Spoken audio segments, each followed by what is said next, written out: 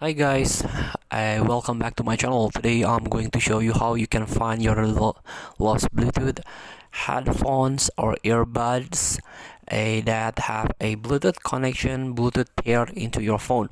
Usually it can go that cause of or the main culprit is your Bluetooth on your devices is on bad condition. Sometimes the connection is lost, and sometimes the connection is cut off because there is a bug or a defect on your devices. So how you can find it? You can go to the settings and you can go to the Bluetooth option here. You can turn on if the Bluetooth is off, and you can try to search again your paired devices. For example, this Pro 6 is my a Bluetooth.